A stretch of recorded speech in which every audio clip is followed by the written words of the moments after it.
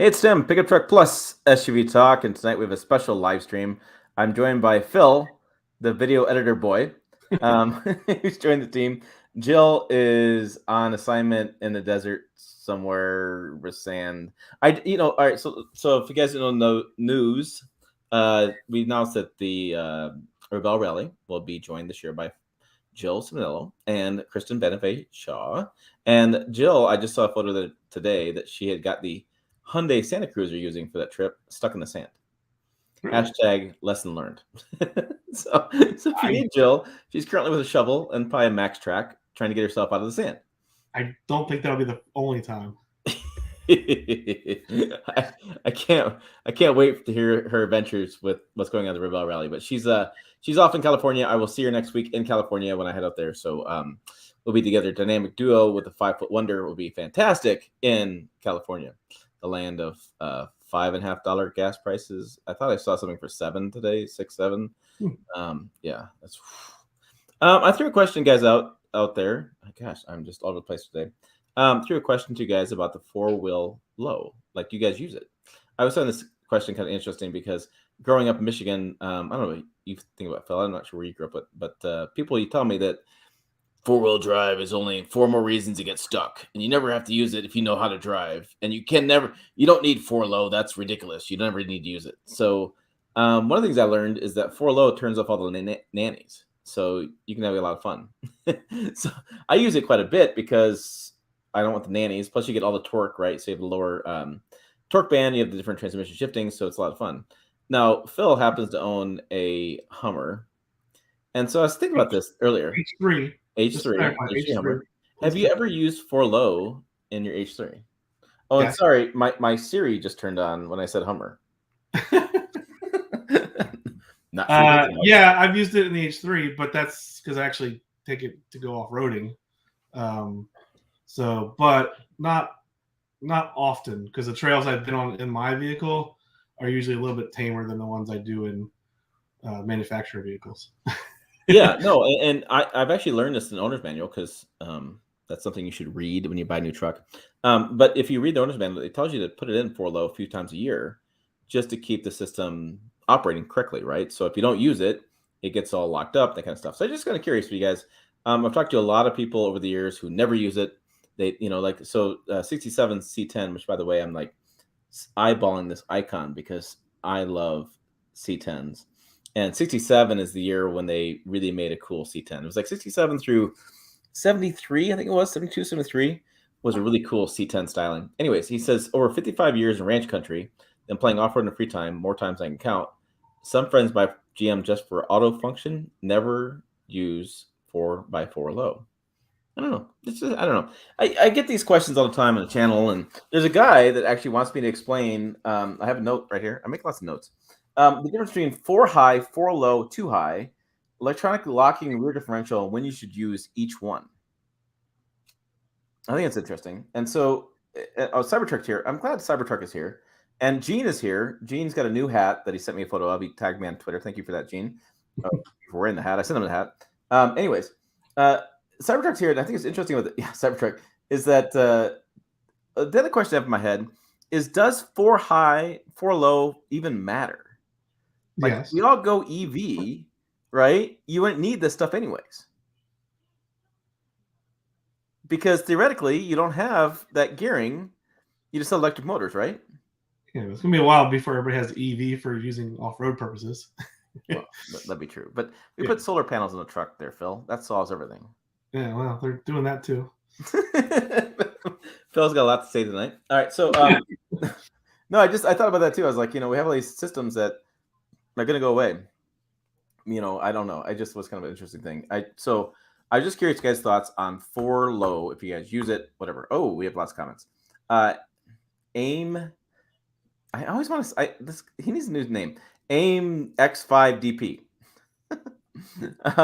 He makes lots of comments on the channel. I really appreciate him as a commenter, and I'm not sure what the name's supposed to mean. So yes, for off-road, he uses it. We could make up what it stands for. What's that? We could make up what those letters stand for. Oh yes, we could do the acronym ourselves. A stands for, no, we should move along. We can't do what A stands for. It's gonna go to parental. We're gonna have all these parental locks going on this channel. Especially that DP at the end. Oh, the nights that Jill's not here. All right. Instead of 4 low, call your friend and chain your trucks together to get the job done. Cybertruck says. Not sure how that would work. Well, the basics of 4 high and 4 low is, it's not directly speed, but it's gearing, so it's the torque. Mm-hmm. So 4 low is for your lower speeds when you need more power to get through something. But if you've ever tried to run like an entire trail on 4 low, it's like a pain in the ass because you're stuck at like, when you're just idling down the trail, you're going like 1 mile an hour. Yeah. So if you give it gas, then you're revving constantly just to go 10 miles an hour. So, yeah. Normally you're driving 4 high, and then if you reach something that's too tricky that bogs you down, some deep sand or ruts or something or other that you need more torque and slower speeds, you switch into 4 low. So, but I don't. I see. So I go off road with some people and they radio to everybody. Okay, everybody switching to 4 low. It's like, well, not for the entire trail. I'll do it for certain obstacles is when I'll use it.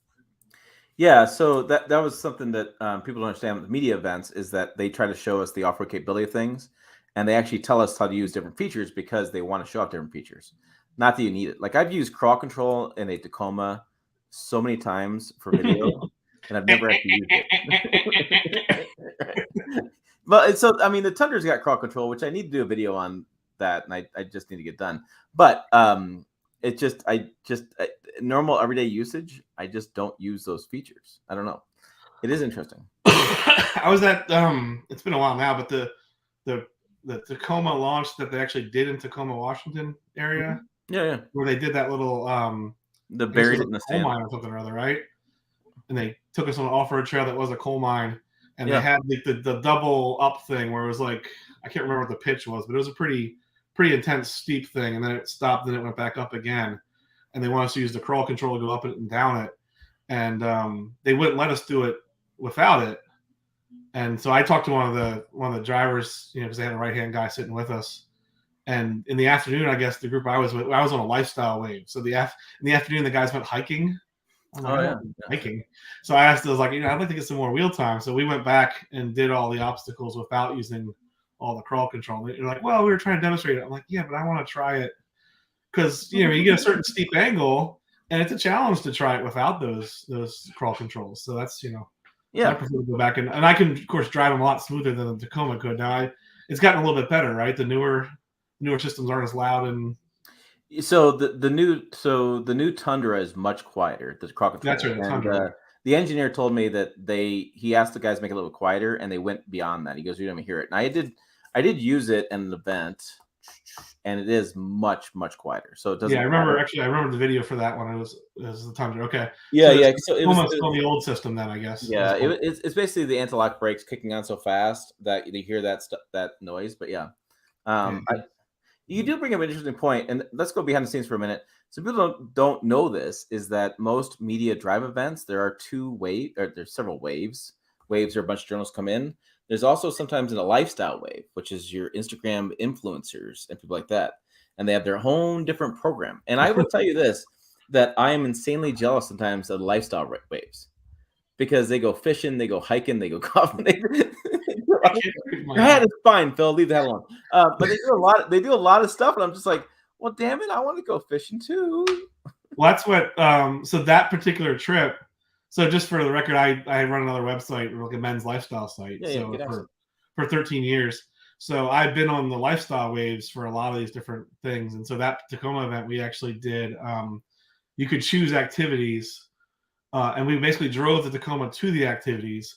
And I chose skeet shooting, and then I chose we did a sailing thing like in the Puget Sound or whatever there, just freaking gorgeous. And then some of the other guys went like hiking and biking and some kayak fishing and some other things. But yeah, so yeah, when you get to do activities with the vehicles, so that you can write a lifestyle story more about how you use the vehicles and how they fit into a particular outdoor lifestyle, rather than just writing on the nuts and bolts of the technology on the cars and whatnot. That's kind of the idea. They give it to you to do things and how it would fit into your life or different, different types of lifestyles, I guess. So sometimes they'll do like fashion bloggers, for example. might come and take the take the vehicle shopping, or they go and they analyze all the different style choices and the fabrics that are used in the vehicle, and they'll spend a lot more time on that rather than the technical aspects of the vehicle. So there's just all different ways to cover cars and trucks. Yeah, I don't think I could do the fabric comparisons. I'm probably not good at that one. But yeah, Gene says that should become an influencer. But wait, we have AIM X5 DP. We have his name translated. Gene has translated him. A MX5. He's a Miata owner. Oh, okay. Okay. Hold on. So the joke is, everybody, Phil knows this. Most automotive journalists drive Miatas. They do. They do. I mean, what's it? I don't fit in a Miata. I drove a Miata. I drove a Miata a couple years ago at a drive event because I was there for no reason. A bunch of cars on a track, and I was goofing around. I was bored, and so I drove Miata, and I got back, and the guy's like, "Oh my god, isn't it amazing?" And I was like, "It's a $20,000 convertible." Yeah, I mean, they're fun. There's a certain. I'll tell you, the first time I drove one, I drove it back to back. I was supposed to get. It was actually the old version, the alkaline version, before they launched the new one, and they were sending it out to all the actually lifestyle media to get some attention on the. I think it was like the 25th anniversary or something or other. So they sent out this old Miata into the fleet, and so I was excited for that. But they sent it, and you know how this goes. Sometimes they'll send you other vehicles that you didn't request, just because it's easier for them to deliver 2 in a row rather than just one. Right. If you ever gotten that. Yep. So they sent me a Mitsubishi Outlander the week before, and then I got the Miata. Well, if there's ever a big contrast in driving, because the soft, doughy Mitsubishi Outlander that feels like you're driving a minivan, but they call it a crossover, and just like, it just numbs you when you drive it. And then you hop into wheel of a Miata, it's like a little go-kart. I mean, the thing, you point it someplace and it goes, and it zips, and it's light, and it's responsive, and yes, I crammed myself in there, and I drove it like 500 miles. But yeah, I definitely see the appeal of it. Now, I'm more of a truck guy, SUV guy like you, but I could see that as a second or third car. So I tell the story all the time that Mini sends me their SUVs, their Countryman, whatever. And one of our big videos was actually me reviewing a Miniman. Countryman. Anyways, I get these, and I'll get like a 3/4 ton with 8-foot bed, and I can't park for a week. Yeah, it throws you off. I can't figure it out. Oh my gosh, like whipping that Countryman into a spot, right? It's simple, right? And then that big truck, I'm like, it's so different. I used to drive a 1987 Caprice Classic, and the first time I drove that, it was like a freaking boat. It just floated, and it just felt like you're driving. You just kind of go like this, and the whole thing just. And so parking and driving that, and then also hopping into something small. Yeah, I mean, I could totally. I mean, it's like when you're driving a Swede versus a modern truck. Like, it's a completely different world, right? So. Oh yeah. I mean, it's Swede, and hopefully he's out of the shop pretty soon. He's getting about done. So, but he's a. Actually, I tell people all the time, I prefer to drive Swede, the 62, versus some of the modern trucks, because it's driving. It's the modern trucks sometimes are boring, and after a long period of time, if you drive them every day, it's the same thing. If you want to get back to like old school driving and enjoyment of driving, you have to drive an older vehicle. You have to drive something that's just different. Yeah. General Motors Jeff is here, and I know General Motors Jeff is freaking excited for 2 reasons. Number 1, he's going to be a father for another time. Congrats, General Motors Jeff. Number 2, he's going on his first ever press trip. So we're going to rant and ramble around in this live stream because, well, it's me and it's live stream. So, Phil, what was your first media trip? Do you remember? So Phil's got a little bit of a cough sometimes. He's got a little bit of yeah, I'm supposed to, and that's fine. Whatever. He's looking at Myrtle Beach ocean every day, which there's a big, like, I'm raising a flag up to him right now. We have a pollen issue. Yeah, that's actually, wait a minute, over here. This is actually on my wall. Wait, that turn right there. He's actually on the wall back here because we live at the beach. But yeah, we have a terrible pollen issue, and it went away for a while, and I felt better for a couple of days, and now all of a sudden at dinner I started coughing again. So think about your first trip. So Jill is on assignment. She's doing a Resale rally training, by the way. So what was your first media trip? I'm not sure if it was my first media trip. I'll give it my first car trip. Okay, first car trip. because I do liquor trips, I've done movie trips, I've done. Yeah. So I want everybody to hate on Phil right now because Phil doesn't drink, and he did like a Captain Morgan, like a expansive like trip. Yeah. Oh no, I have copious bottles of Crown Royal I could send to Tim, but I don't.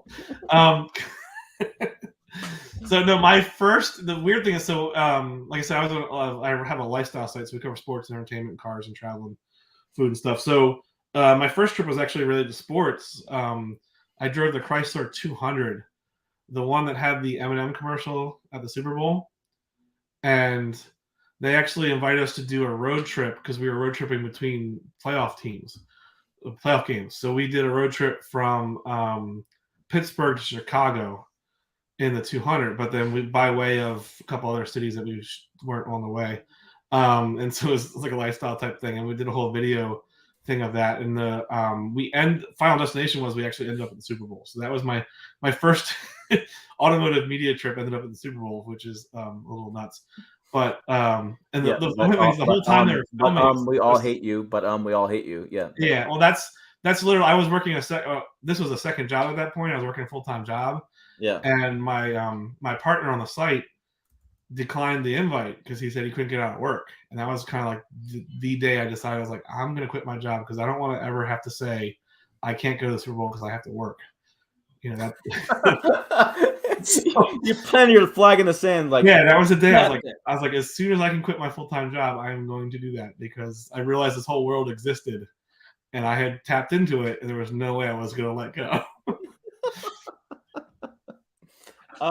My first media trip is going to be funny.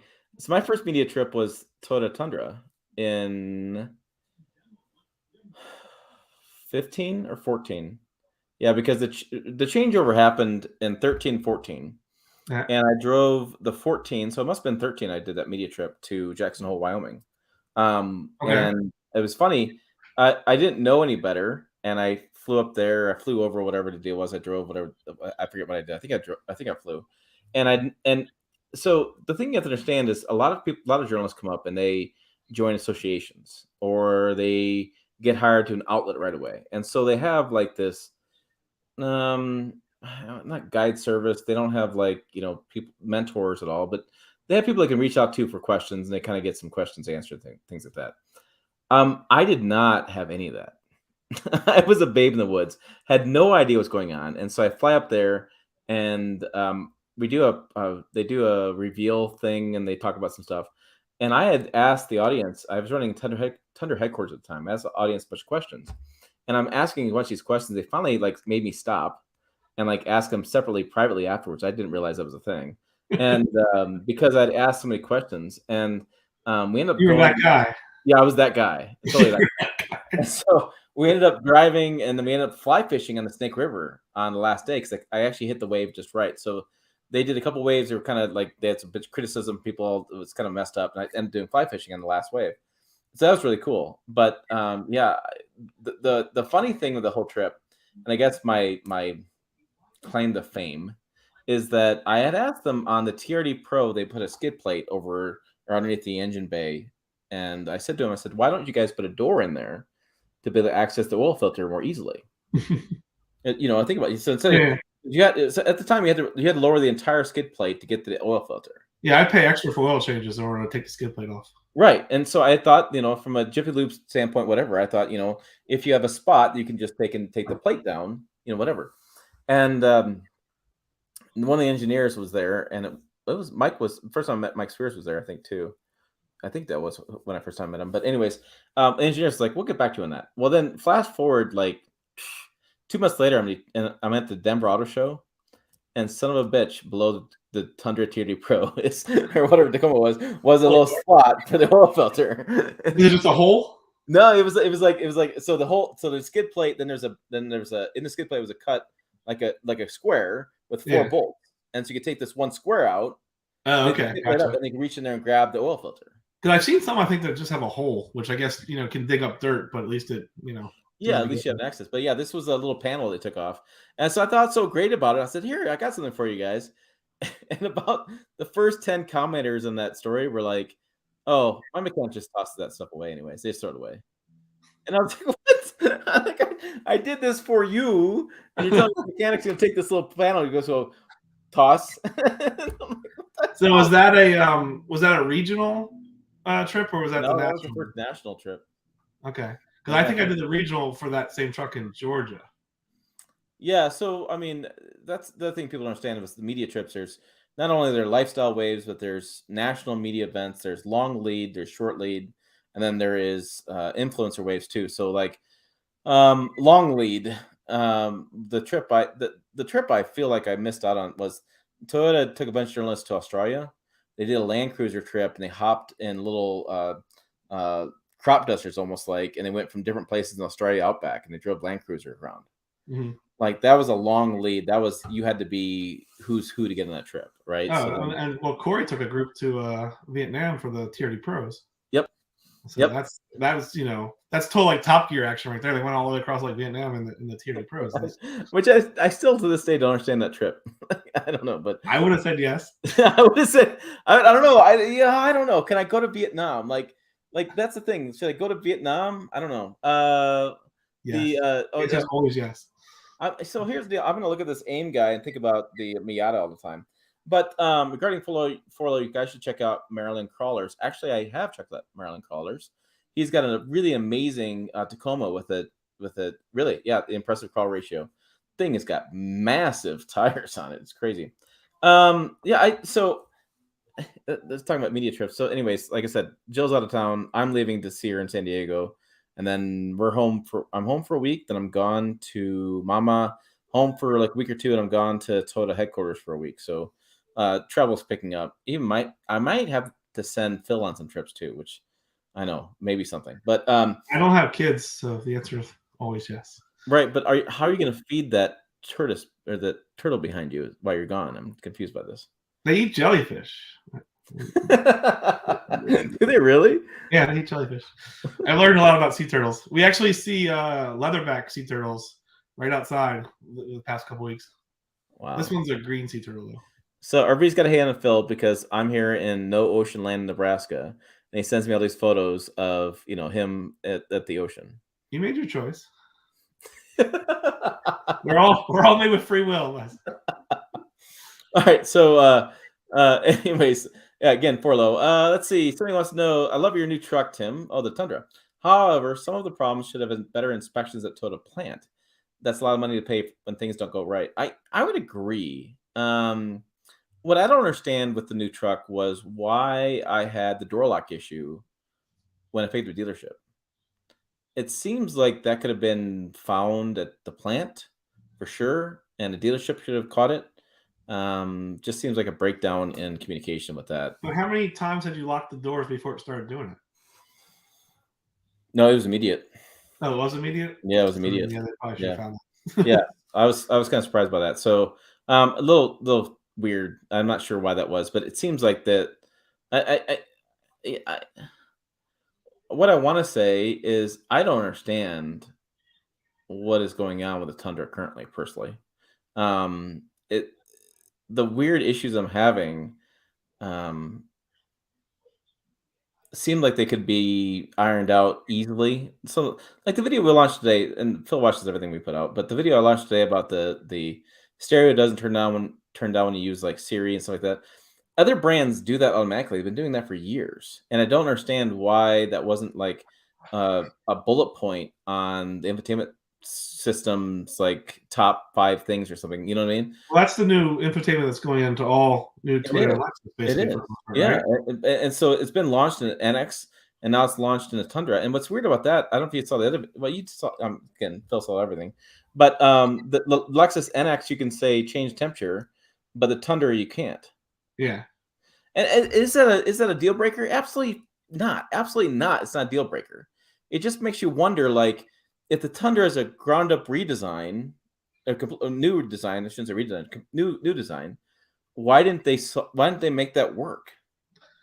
Yeah, I mean, well, because they had to ship it. I mean, you have a deadline to get it out the door, and so you have any software development type thing, you've got a list of all the issues and you're working through them. So whether or not hopefully they knew about these issues and they just hadn't fixed them yet. And they were like, "Oh, we can do that as a software update later." I mean, now that we live in the world where you can update vehicles over the remotely, these things now, of course, you've had your truck since December, and it's now almost May, and I would have hoped that these things would have been fixed by now. So that's what's more concerning. The fact that it shipped with some of these little issues with the infotainment system isn't too surprising to me for a new system. The fact that now it's almost May and you still have this stuff that you're dealing with, that's, to me, is the harder part to understand. Yeah, I think that you're spot on with that. I mean, it seems like that these are small issues to be resolved. The fact I don't have an over-the-air update. People keep sending me videos as over-the-air updates, and I don't have anything in my truck. And I've looked at it. Do you have the internet there in Nebraska?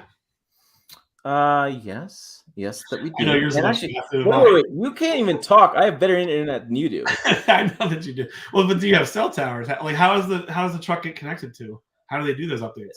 It's supposed to be connected to Wi-Fi, and I'm right outside my house, and so the little icon pulls up. So I don't know if it's Wi-Fi, I don't know if it's Wi-Fi or if it's satellite link, but it's got to be the little icon shows up, and the little blue icon shows up, and it's supposed to be. Does your truck have to be on in order for it to be updated? Like, how does that work? We're in a murky world here. I don't know. It just seems bizarre to me. And again, I don't understand it. I don't understand the thing is I don't understand the basic things like weather stripping. Like, why doesn't weather stripping fit around my back windows? I mean, it seems like that's a pretty obvious thing you need to have happen. Now, if you were a union guy, oh yes, you would say it has something to do with Texas. Uh-huh. I don't know the actual answer. I'm just saying if you were a union guy, you're just poking the bear. So, I grew up in Michigan, and Michigan is a union state, like through and through. And so, yeah, the conversations we had about unions in Michigan were. Whew, I was like 13, 14 years old, and we're talking about unions. Like, that was how the conversation went back then. Mm-hmm. But I don't know. You've done tours of the factory in Michigan, and you've done tours of the factory in Texas. And I've done tours of the factory in Japan as well. Yeah. And which ones impress you more? You're asking me the hard questions. I try to avoid these questions in the comments because it gets like, all right, here's the reason why I don't always answer those questions is that I've never worked at a plant. Yeah, me neither. Okay. So, I grew up, I worked at McDonald's a lot, worked at Taco Bell a lot, worked at Pizza Hut, things like that. So I can walk into a McDonald's and know the operation of the business pretty well. I was a manager. You know why the ice cream machine's not working. Elon's going to fix that. Anyways, I can walk in there and I can have an idea what the business is doing. What I get concerned about is me saying something negative about a plant without ever having to work at the plant. And so I will tell you that it's without a doubt the Japanese plants are different. Without a doubt. But the thing that Japanese do, and I think I got this straight in my head. It took me a while to figure out with the translator. It's when I went there, I had translators and I was working staff, whatever. So the final line inspection, this is what every plant has. Every plant, they bring in either the chassis or they bring in the cab, the engine, whatever, and they mount everything, they bolt it all together. That's happens, right? It goes through the assembly line, people add parts to it, whatever. The difference maker is the final line assembly and final line inspection. So final line inspection is when it's completed and they go through and look at everything, make sure everything's right. Mm-hmm. And for me, the difference is that the Japanese, to be a final line inspector, you have to get certified by the state of Japan or the nation of Japan. And you have to be part of this program. Then Toyota hires you if you have this designation. Okay. The final line inspection in Japan is so strict that if the shade of paint isn't quite accurate, they send it back for repaint. Yeah. Like they go over these things like the blue lights and things to look for every little imperfection. When I've done plants in the United States, I haven't seen the same level of depth in final line inspection. Now, people are going to say that's why Japanese is better. That's why Japanese manufacturing is better. And I'm going to hear it in the comments. But the reality of things is that with the improvement in paint production and paint and building. I mean, assembly used to be like bolt it in, hopefully it works. If not, grab the power tool and shove it in. I mean, that was. But today, manufacturing is much better, I should say. And the paint, so like GM's paint facility in Flint, Michigan, is pretty insane. I mean, they can dip the trucks now. They can make the paint have a magnetic to it, so the magnet actually attaches paint to it. I mean, so things. Now, did you have to put the suit on? No, I did. Did I wear a suit? I have worn a. I think I did wear a suit a little bit of time because you have to go. I did a paint tour in Texas, and I had to put that suit on. Right. Not have my size. It was like stuffing a sausage. Yeah. So yeah, there is some. I think I had to put the suit on. So I've been to facilities. I will say that in all the plants I've been to, and I've been to, let's say I've been to 5, 6, 7. What the deal is now. I'm used to the Toyota manufacturing now because I've been seeing it so many times.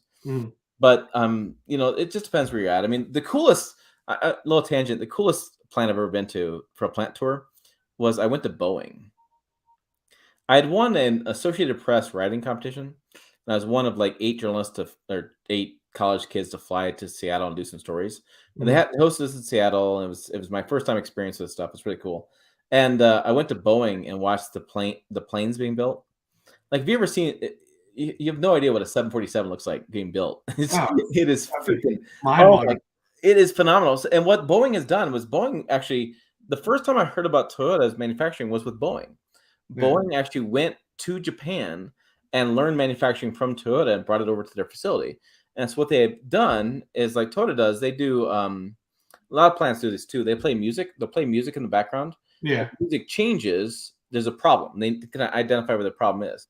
And so what Boeing did was they built this plant, and the plane goes in the hangar and goes around in like a horse shape is what I remember it being, a horseshoe. But they put the engineering offices around the horseshoe. And so if electrician or somebody's got a problem with part going in, they pull the line, the plane stops because the plane is actually moving like at inch per hour. I mean, it's a very slow process, but it's continually moving. And then the engineer has like 45 minutes to be out there with the mechanic working on this problem or installer, whatever, and fixing it right there on the spot. And I think they said, every hour is like $1 million they lose because, whatever plant going through. So that was really cool to watch them go through the plane moving in a big horseshoe and going through the engineering. Well, it was really cool when they painted it. So I did a story on the paint team there at Boeing, and they literally put the big plane in a hangar. And to understand this, the plane looks small. That's how big the hangar is, right? Yeah, and these guys are up on, I mean, there's scissor lifts and they're up in the ceiling lifts coming down from top, going down. But when the first time I ever heard this is they magnetized the plane and they magnetized the paint so that the paint will attach to the plane from magnets. I'd never heard that before, and I've seen it more and more in truck manufacturing and car manufacturing, because if you magnetize the plane and the paint and you press a button, the paint just goes right on where you're shooting, right? It holds tight because it's all magnetized. And so I do find it really interesting that was my first time doing that, but I was a naive kid and I didn't understand why these guys would paint planes all the time. What a boring job. Well, then I figured out that it's like $30, $35 an hour union job. Yeah. Like, it's not just anybody can paint a plane. Yeah. So these guys were like, they're like, look, buddy, we're making some bank. Like, this is why we're here. And I was like, oh. Yeah, that's highly skilled work, I think. Oh, okay. Yeah, makes sense. So that was the coolest. I've been to that plant. The really cool plant I've been was the Tahara facility in Japan, and I did something. What's funny with the YouTube channel now is I see people commenting on videos that have been out for a long time, and I tend to click through and see the analytics on those videos that they're doing, whatever. And every once in a while I get the video on the Tahara Japanese facility, because that's where they build the 4Runner, the Prado, Land Cruiser, I think was built there, Lexus LX 600, 5, whatever. It was like 550, now 600. I think it's built there. And the funniest part with that plant was that the interpreter kept telling me, we reclaimed this plant. And my dumbass is like, "What were the Indians around? Did you like have to kill them or something?" I'm from Nebraska. I lived in Nebraska at that time, and I was like, "Well, this is." Tsunami? And I live in Michigan, but I live in Nebraska. So now I'm thinking, in my area, Nebraska, I live on the Oregon Trail, literally live on the Oregon Trail.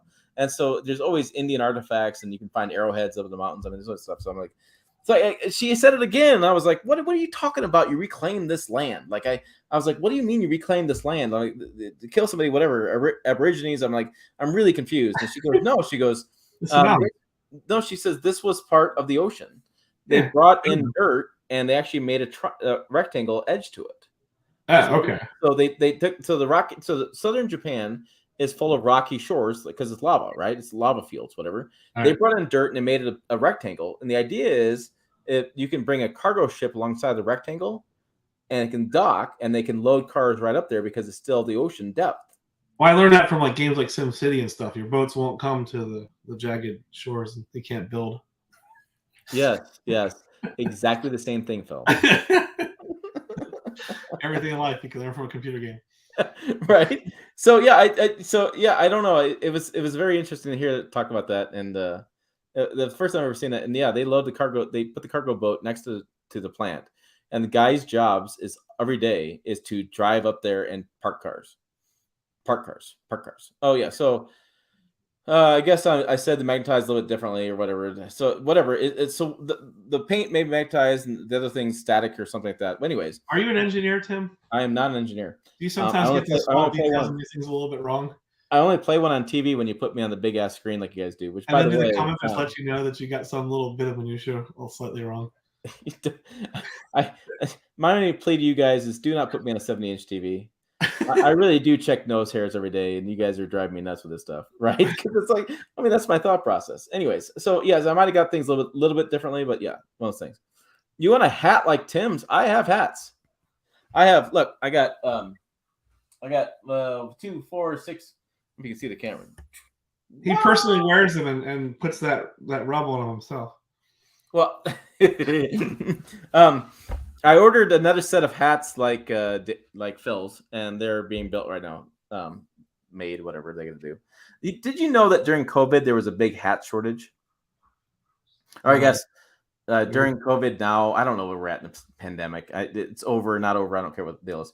But I couldn't get that hat. I had to make a new hat like you have on because I couldn't get the older hats because there's a hat shortage.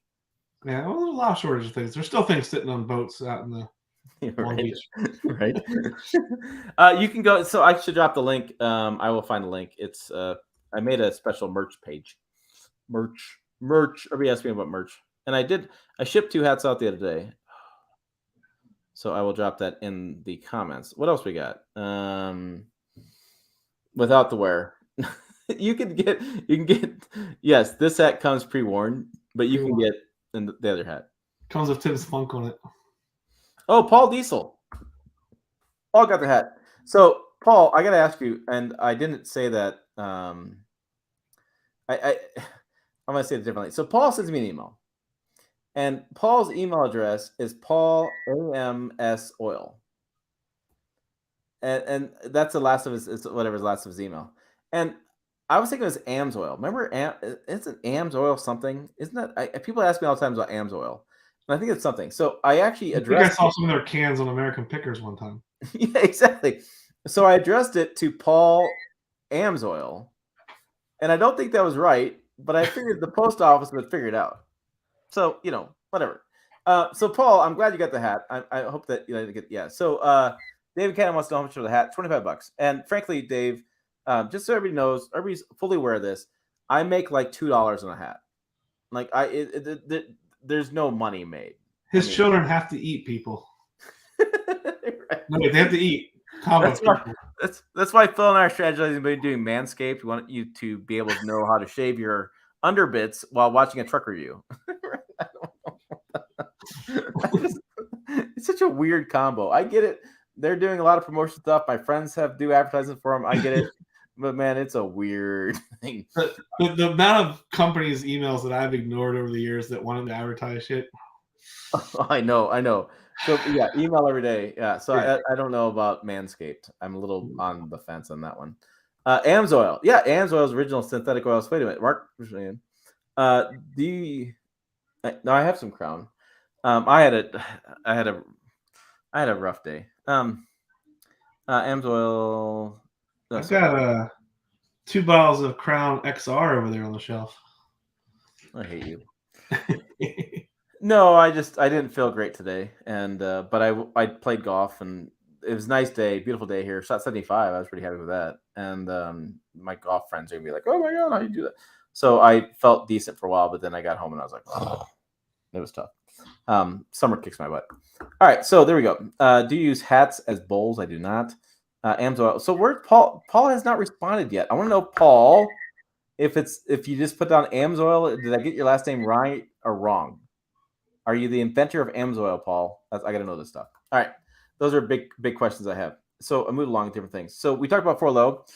Use it. Here's the thing. Use 4-low more often, but I'm telling you, you have shift to neutral, which is fine, or you turn the driver mode and it turns you, makes you do neutral, whatever. It turns the nannies off. Trust me. Have fun with that. I learned you can turn the nannies off most vehicles without doing that. Yeah, but if you do 4-low, it turns everything off completely. So you're still on 4-low. You're still on a low gear that's not like it's not made for speed. Oh, so Paul is an Amsoil dealer. Haha. I got his last name wrong, but he got the hat. That's all that matters. It's a thing that still exists. No, it does. Amsoil is still out there, man. I get comments on Amsoil all the time. People want me to run it. I reach out to Amsoil to do a video with them, and they won't respond back. So if somebody knows Paul Diesel. Paul Diesel, Paul. I will interview Amsoil. You need to get hold of somebody there. Anyways, the story goes in this: is I was on. This is gonna sound so bad. Okay, I was doing the National Toyota Tacoma launch in 17. I feel like it came out in 16, 17, something like that. That's the one up in Washington. No, this was the national launch in Hawaii. Oh, yeah. So they flew us into Maui, and then we took a helicopter ride across the island and landed at a ranch on the east side of Maui. And as we're there, they built an off-road course that lets you looked on the ocean. It's one of like the first videos on this channel, and man, I really needed to learn better video shooting back then. But be entertained on a weekend. Oh, check out some of Tim's original videos. It was really bad. Anyways, Christian Hazel and I are in the truck, and Christian Hazel's from JP Magazine. They're part of 4-Wheeler Magazine group, and I was doing some freelance work for them too. So Christian and I are driving side by side sitting in the truck, and we get through the course. We can't get the truck sideways. The Tacoma won't go sideways, even the corners, no matter how we do it. And so we drive to the tent. They have this tent set up on top of the hill. We get up there, and Christian says to the guy, he says, "Hey, can we put this in 4-low?" And the engineer's like, "Okay, do it." And he says, Christian said, a lot of times in 4-low, if you turn it off, it turns off all the nannies, traction control, everything, you get sideways. And so Christian's like, "All right, you go drive 4-low and have fun." Well, I'm going to get bad things from this, but they had radio communications, and they decided to call me Cornfed on the radio as my nickname. So I was driving around. I could hear Cornfed on the radio, right? And they're talking about stuff. But I went crazy because I was like, I'm at a private event on the east side of Hawaii, and I gunned it in the corners, and I had that thing going sideways, back and forth. I mean, it was like I was flipping the wheel like crazy, all kind of stuff. And I get done. I get the course. It's like maybe a mile course, whatever, half mile, whatever. I get to the top, and Christian has shot all his video for 4-Wheeler Magazine. It actually was on their Facebook for a long time, and they still put it out sometimes. And they were all like looking at me because I was the only one in the entire group that had done anything crazy with that truck. And I was like, it's not my truck. I'm in Hawaii. Like, I'm like, not what 4-low is for. But so I probably shouldn't tell this story either. Oh, but my recent Texas trip. Remember what happened on that trip? Yeah. So Phil, hold on. You got to slow your roll a little bit. Hold on. So Phil does these events. And so Phil, here's the deal. Phil does Good Action, a media lifestyle website. He does these events as well, off-road trips. And he does video for me because he's a glutton for punishment. Anyways. Yeah. So I used to host, and I still do theoretically, off-road trips for automotive media. So when you did the mid-sized trucks a couple of years ago, a competition off-road, that was an event that I hosted. Right, but you did a recent what was the name of that trip? The recent one was Bold Men Adventures. Bold Men Adventures. I just did it wrong. And you were down in Texas along the coast with the Jeep Gladiator Texas edition. Yeah, so we were in Padre Island, Texas, and I was hosting the event. Basically, this was a paid event, so the public could come, and it's like an adventures mixed with coaching, like a executive mastermind type thing, but not important for a story. What's important for a story is we rented some Jeeps, and we were driving them on Padre Island, and I got a press loan of a Gladiator. So I was driving my press loan in a responsible manner, as one does, on the beach in Texas, and I had given the guys a full briefing on driving the sand, how to not to stop abruptly, not to speed up too abruptly. The speed limit I think was 25 miles an hour there. And what would happen if we got stuck, blah blah blah. So all the safety stuff, I gave them all the information. We talked about all this stuff. Well, we get out there, and the guys just start hooning it up. And they're just zigzagging back and forth in the sand, and they're trying to drift the Jeeps and all this type of stuff. And they're having a good time, and a couple of guys throw up, and good time was had. And then we go shark fishing, right? And we're in shark fishing, and we didn't catch a shark, but one of the Jeeps gets stuck. So we have an opportunity to learn how to get it unstuck. So that was great. We did a couple different things. We got it unstuck. So I'm happy because this was part of my goal. I was trying to teach these guys how to drive in the sand, how to get a Jeep unstuck, how to do this stuff. And nobody's hurt. Everything's good, And of course, this is when and you should say, okay, now we go home and everybody's happy. Well, no. So on the way back, they start pushing it again, and they're having all this fun drifting back and forth. And I'm still driving straight line. If you've seen the video of the Gladiator, it's literally driving a straight line down the beach, staying out of the water, staying out of the dune, exactly what we're supposed to be doing. And the other Jeeps, you can see them going like this up and down the beach. And these are rental Jeeps that these guys are responsible for. Yeah. And they're just pushing it and pushing it and pushing it. And they come over to me and they said, yeah, every time I go to push it and I go to try and drag it in the sand, it fights me. And I said, well, that's because traction control is on, and it's saving you from yourself because you don't know how to drive. Like, if that wasn't on, that's the only thing stopping you from doing something really stupid. And so basically what I tell them, right? So of course in their head, like, shit, if we can turn off this traction control, then we'll have nothing stopping us. And so I was thinking, okay, here we are, we got these things on, and we're basically safe. As long as they don't trip it on like a log or something or other, we should be good. There's nobody else in the sand. Even they're acting the fool a little bit, like we're fine. Well, as soon as they found that button, we were down the road literally like 2 minutes, and I get a call over the radio. Hey, we need some help. They rolled a Jeep in the sand on Padre Island, and luckily everybody was fine. So since everybody was fine, it was a learning situation, not a yeah. Airlift situation. But, learning situation, yeah. But it was one side when I got there, and so then we learned how to flip a Jeep back on its wheels. So we did that. We led that recovery, and we put the Jeep back up, and we drove it back, and is currently going through insurance. But yeah, it was not me. It was but yeah, I regret saying, well, there's a traction control, and like right. Because like just like your experience, as soon as you figured out how to turn it off, it's like, oh shit, this is a lot more fun. And like, have you ever done like the snow driving stuff with speed, like track stuff? I haven't. They do that stuff in Colorado. I've seen a few events, like Mazda's on events, things like that, and I'm just like, I don't need to. I just go outside. So I did a Stinger, Kia Stinger, on a snow track in Colorado. It was like ice track basically. It was packed snow as ice. And so we had us go around, keep all the nannies on, basically keep all-wheel drive, and then like turn off all-wheel drive, and then turn off like traction control, turn off stability control, and go. And also you turn off stability control and traction control, and you try and go around that thing. And I swear to God, you feel like you can't drive at all. And you turn all that shit back on, and you feel like a hero. You're like gliding around the turn, and you're just like you're drifting around this ice track like you're Mario Andretti. You turn that shit back off again, and you're just like spinning around and going into the snow drift. Like we literally, without all these nannies that they put in our cars, we'd all be in a ditch driving in the snow, driving in rain conditions. Right. I mean, that was what it was back in the day, right? So 1960s and 50s, and people were in ditches all the time, right? Yeah. You learn how to drive, and so all those nannies that people want to get rid of, they're saving you from killing yourself. It's just government oversight. It's terrible stuff. It's all government. There's regulation. Too much regulation. There's a question as well. I'm going to answer a few questions.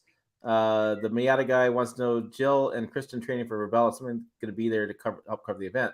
Actually, yeah, I'm talking about coming out and driving out to the event and doing some video, because the kicker to the Rebel Rally is they can't have any phones with them.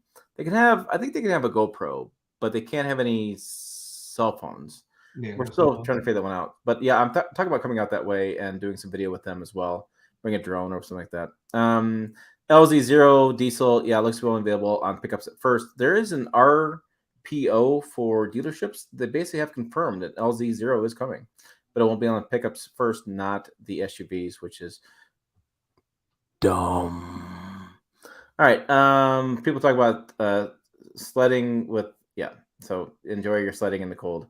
Although I will say that the heated, they make heat now on sleds for your fingers and your arms, for your hands. That is pretty cool. I do like that. There's a question about the i6. So Phil, you're aware of this. We talked about this with the Hurricane, and I made a video and I maybe was a bit premature on saying the Hemi's going away, but I do believe at some point Hemi's going away and the i6 is going to replace it. i6 with. But if you title the video that, it gets a lot of views though. It does. So the Hurricane is going to replace the Hemi, and I believe the Hurricane would have a hybrid. I think we're all going to like Toyota at some point with just now no V8s, just the way emissions is going. I don't expect it to be a fast rollout, but I think what's going to happen is you'll see the availability of Hemis become less and less as they keep pushing the i6s because of corporate added fuel economy, CAFE laws. I think you'll see that more and more. It's going to be secretive. It'll be like, why can't I get that in Hemi? Well, it's back ordered. You want the Hurricane instead. I think we're going to see that stuff. I'm just wondering how much the value of some of these old trucks is going to go up and when these things aren't available anymore. Like I know from talking to the guys that run like limousine companies, some of them took the old Lincoln Town cars and stuff like that, and they bought like 20 of them and put them in a warehouse someplace because they knew that in the future they were going to need more town cars because they weren't being produced anymore. So they were going to need them for their limo fleet or whatever. So I have a feeling there's going to be similar types of stuff going on with trucks. You know, some of these people are going to hoard up a bunch of trucks and then, you know, as an investment even. And, you know, you'll be able to buy, well, like Hellcats and stuff. You'll be able to find some guy that'll sell you a Hellcat for 3 times what it cost them, you know, if you wait 10 years or something or other. And then the same thing with these V8 trucks. Just interesting to see what's going to happen with that type of. I think I mean, what the interesting thing is in the marketplace is, like, for example, my father-in-law has a 2007 Silverado 3/4 ton, and it was pre-def, and the difference between that and an 08 is, I think it's like $15,000 or $20,000 difference in price, because pre-emissions, pre-def, that kind of stuff. I have seen, I've heard, I should say more accurately, I've heard a lot of stories from fans that 07, 06, 07 trucks carry their value really well because pre-emissions diesel trucks, that is. I think you'll see that more and more. Well, so you have a double-edged sword there in that you know, pre-emissions, you definitely get better fuel economy than you did in 08, 09. So when they first did the emissions for diesels, fuel economy tanked. It was a terrible system. 2022 now, so hindsight, what we get 15 years difference, whatever the deal is. They made a lot better. They made some improvements, and so I've seen people talk about pre-emission stuff is better in that regard. I've also seen where trucks overall are lasting longer, so we're getting a little more, you know, longevity out of trucks, and so I think we're going to see more and more resale value increase on used trucks because they're just lasting longer. Just a byproduct of it. I mean, most brands are doing that. My industry is worth more today than it was worth like a decade ago. So I have a cousin who's going to buy a Denali, or excuse me, not Denali. He wants a Escalade, Cadillac Escalade, and we're talking about Yukon, Denali, Escalade stuff. He has figured out that if he buys a new Escalade for like $90,000, it actually will increase in value in the first 6 months he's driving it. Yeah, I mean, a lot of things right now. It's just a matter of how long is that going to continue. Yeah, exactly. So right this minute, that's probably true. 6 months from now, yeah, it's just a very interesting conversation to have with my cousins and saying you're going to go buy an Escalade but he's doing the math on resale value, and that's what I think is so fascinating about stuff is that our generation, I should say, with me and Phil, is that our generation is going to buy it and keep it forever, right? I mean that was always the mentality: pay it off, keep it forever. But the younger generation is looking at the math differently, looking at resale value, looking at cost per year. They're talking about, what's going to run per year, what their initial down is going to be. I mean, it's the math they do is just fundamentally different than the math I've ever done. But the math this year is different than it ever has been before. Yeah, I mean, didn't you make money on your F-150 or? What did I do? I think I lost 6,000, 7,000 by selling it. Really? But I mean, it's rubbish because I saved 30 grand in taxes, and I understand that, but I know there's a lot of people that bought trucks within the past year or so that bought them new, held on to them for a few months, and could sell them for a profit. That's the thing right now. The thing is, I could have probably made another 3 grand on the F-150 if I would have sold it privately to somebody else. Yeah.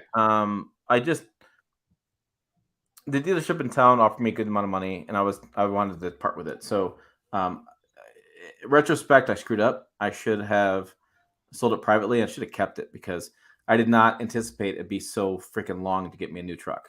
You should have autographed it and sold it to one of your right. I could have totally done that. That brings up our last topic tonight because I wanted to talk about one more thing. It's great having Phil on because Phil. So Jill does an amazing job. Jill travels a lot. She does a Rebel Rally. She does lots of website. But Phil, the difference here is Phil is on the back end. He does a lot of video stuff. So he's always on the channel looking at stuff. And the thing is that Phil is well aware of what's happening on YouTube. That's what he does. So TFL sold their Tundra. They bought a ZR2. So I initially saw the video and I knew that Roman was talking about selling the truck, and I don't blame him. He had done 30 some videos and whatever. I get it. And from my standpoint, I want a hybrid iForce Max Tundra in my driveway to do the mile per gallon comparison, do towing comparison, because I need to do those videos. I want a hybrid versus non-hybrid. I want to see the differences. I want to know for myself. I want to know for myself how well the hybrid tows. So Jill and Erica both had those at their house, right? I don't know that I don't think they've had the hybrid at TFL's at the studios. No, but I'm saying Jill and Erica. I know. Both did. So it's just not in the fleet in Denver, or? Correct. Yeah. Have I emailed the fleet manager about 3 times? Yes, I have. I'm really pissed off about that because. Well, I get it. They're shipping it around, and and Jill was at the launch. Then Jill had one in Chicago, and then Erica had one in Texas. It's like how many times the hybrid is really kind of frustrated about this whole aspect. But anyways, so the thing that got my attention was if I get those videos done on the Tundra hybrid, right, versus the natural aspirated gas, the turbo engine and whatever, iForce Max versus iForce, whatever terminology is going to be. I'm kind of done with the truck, I think. But I thought it was I thought the whole thing was very interesting. So like, I thought the ZR2 was fantastic, and I kind of kicked myself for not putting an order in because I should have put an order in. I mean, Roman nailed it. I mean, he bought that truck as soon as they announced it. I mean, he put an order in. So I give him props for that. But I was thinking to myself, like, where are we at with YouTube world on long-term reviews? They had their Tundra for 4 months. They put 7,000 miles on it. Well, remember what I told you about this, right? Right, but I mean, it's that Roman has more budget and less patience than you. That he does. But I was wondering what the audience, like, I just wondered the audience, like, what does the audience think? Like, if I would have sold the Tundra and bought a ZR2 this week, what do you guys think? I mean, is something I should have done? I mean, I as you guys know, I talked about buying a Ram. I want to buy a Hurricane. I want to buy the Hurricane engine to Ram. And I don't know that I'd be done in 4 months. Like I just have so many more questions than a Tundra. And so many more things. I mean, I've seen the comments. You have a good amount of people that have followed the channel just because you bought a Tundra and they're interested in Tundra videos. Right. And some of those people were upset you put the step rails on and you did the leveling kit because they wanted to see, well, what kind of gas mileage are you going to get a year from now with this Tundra? So those people would like you to keep your Tundra forever and keep making videos forever. But other people that are interested in other trucks want you to drive the next new truck because they want to see those trucks. I mean, so your audience is not a monolith. They're not going to all say they want you to do the same thing, obviously. It's going to depend on what trucks they're interested in. If you have a guy that likes Ram trucks, he wants you to buy a Ram so he can see what's Ram's doing, But and people that are interested in all trucks, they probably want you to constantly keep buying the newest, would be my assumption. So there you go. There you go. So is Phil right? If Phil wrong, put it in the comments below. A couple more questions. We're heading on Ontario, $1.90 a liter, almost $8 a gallon. Liters. That was a liter. What's gas going up with the future in trucks? Gas prices go up and down. How EV truck their future in the USA electricity bills have skyrocketed. I theorize over the next 5 or 10 years that electricity bills are going to really increase. The challenge I have with that is that if I have 4 neighbors, and so we all own a truck, and one of those neighbors owns an EV, or 1 or 2 of those neighbors own an EV, right? The entire block's electricity rates go higher because now we're using more electricity. And so I think that ultimately there's a price to clean air, and we're all going to pay a price at some point. And I think that all our electricity bills will go increased as years go on with more demand for electricity. I feel like right now people are looking at stuff and going, gas is $8 a gallon, whatever, I'm going to buy an EV. And then I think eventually as the years go on, as nations like Canada or states start imposing higher registration fees to pay for the road maintenance, electricity rates have to increase because it's a commodity, right? Electricity is a commodity, so the more we use it, the more has to increase. I'm just gonna be interested. I'd just be interested to see what's gonna happen with that as time goes on. Gene, I have towed the camper with the Tundra. There's a lot of people not liking TFL. Well, you're upset they sold the Tundra. I'm still sad they sold my Beetle. I know you sold a Beetle to them. They sold the Beetle. Yeah, I don't know. I mean, TFL does a great job. They do a lot of good coverage. I don't have a problem with them. Yeah, looking at stuff, gas.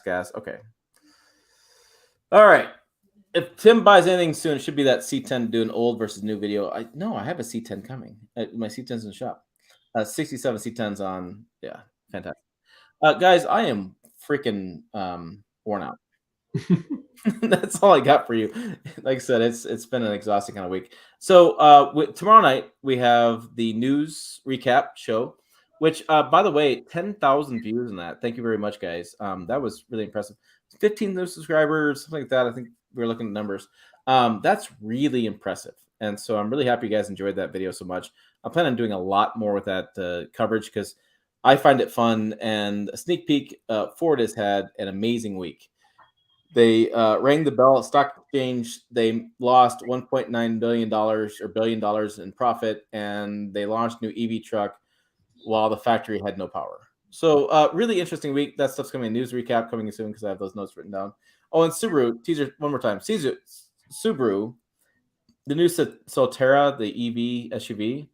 Yeah, part of their plan is to give you 10 days a month with a gasoline version of a Subaru, whether it's going to be their Outback or something around as part of the agreement when you're buying a Solterra. So even though I know it's the oddest thing. Detroit Borough, Paul Eisenstein has a story. And so I'm like, so they really appreciate the fact that the EV is not going to be your full-time solution to your transportation needs. So here's a gasoline engine for those times you need a gasoline engine. Yeah, I have a feeling it's one of those things that like they're offering it. They know that they're going to get like a 1% take rate on that proposition. The whole thing just sounds ridiculous. It is absolutely ridiculous. So yeah, look for news recap. I got a bunch more details coming up on that recap because that's just freaking hilarious. But there you go. I don't know how to do the chat while I'm doing this video thing. But Gene's asking if I owned Felix. I don't know who Felix is, but I owned Baja Bob, the little off-road Baja new Beetle that TFL had for a little bit that they took to Moab. was actually a build that my brother and I did for the Gambler 500, and then we sold to Roman, and then they took it and did some more fun stuff with it. So they called it Baja Bob. We just call it the Baja Beetle. Yeah. So lots of good stuff for that. All right, guys, we are out for tonight. Again, thank you for all you guys' help on the channel. And oh, by the way, one more nugget. We are launching member-only videos a few hours before we do our normal videos. It turns out, Phil let me know this the other night, we have 4 members. I was not aware of that. I thought we had maybe 1, the guy who told me to do it. And so, so if you want to be a member, it's like $2 a month, $3 a month. I think it's $2.99, whatever. It's cheap as heck. But we are going to launch some videos going forward that will come out for before videos go live. So yeah. So anything that we have edited and ready to go, before we drop it to the public, is if it's done, you can see it early. Yeah. So basically, whenever Phil gets stuff done, it's early. All right, everybody. Thanks for watching. Done, I do. Right. We will see you down the road.